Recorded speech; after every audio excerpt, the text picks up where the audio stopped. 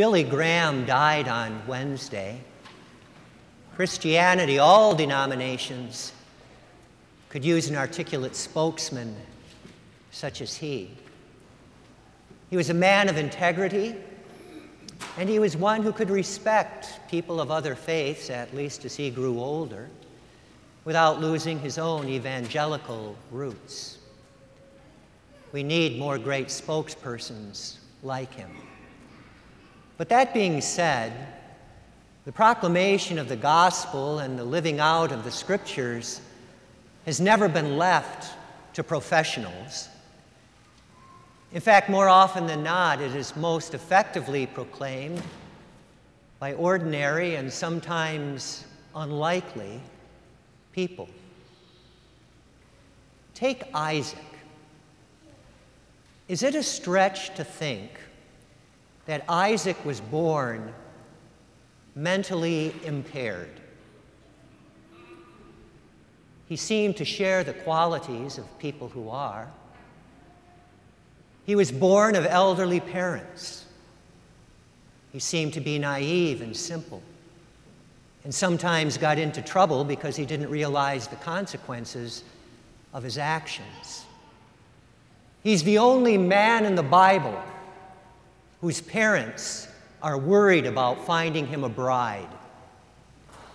And when they do, her outstanding quality is her kindness.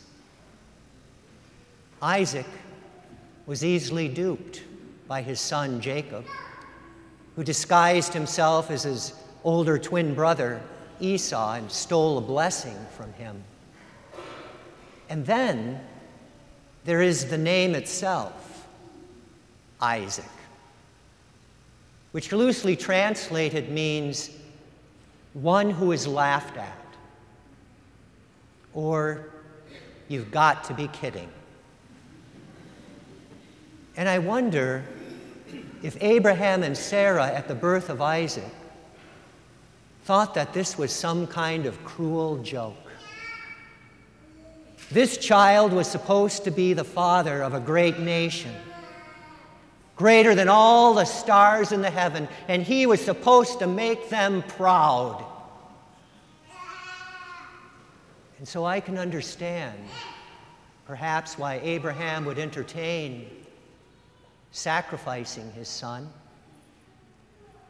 In ancient times, that wouldn't have been unreasonable. Imperfect children were killed or simply left to die. But God would have none of it. None of it. Isaac may have been imperfect, not the perfect child, not the perfect son, not the perfect husband, not the perfect father. But Isaac was the chosen one. And it's from that challenged and simple man that the Messiah would eventually be born. Because nothing is impossible for God. God still chooses unlikely people, unprofessional people, to proclaim the gospel, to proclaim the good news. Recently, Daniela Menescal was one. She is one of the survivors of the shooting in Parkland, Florida. Two of her classmates in the same classroom were killed, and she herself took 2 bullets to her leg. And shortly after that massacre, when she was being interviewed, she said this about the gunman: God is in the back of his mind. And what he did was terrible. But everybody deserves a second chance. We forgive him. I forgive him.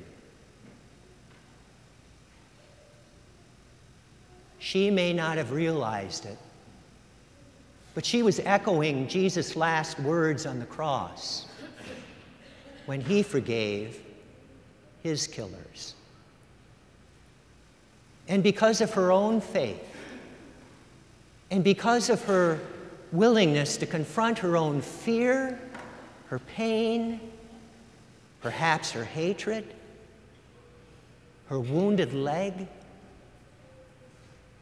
she was willing to forgive. And that made Jesus' teachings on forgiveness alive and relevant in Florida and here, in this day and in this time.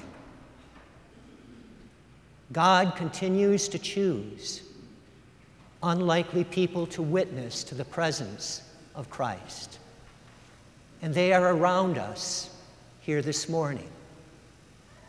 People who preach the gospel by the values that they hold, by the choices that they make in time and in money,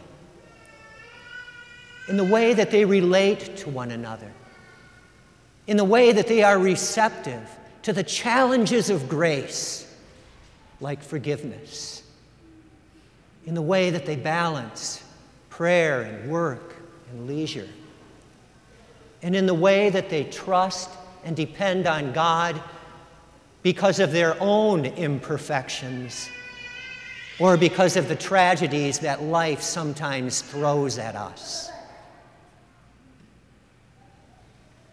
Christianity could use more spokespersons like Billy Graham to proclaim the gospel. But what we really need is ordinary people like Daniela who are just willing to live it.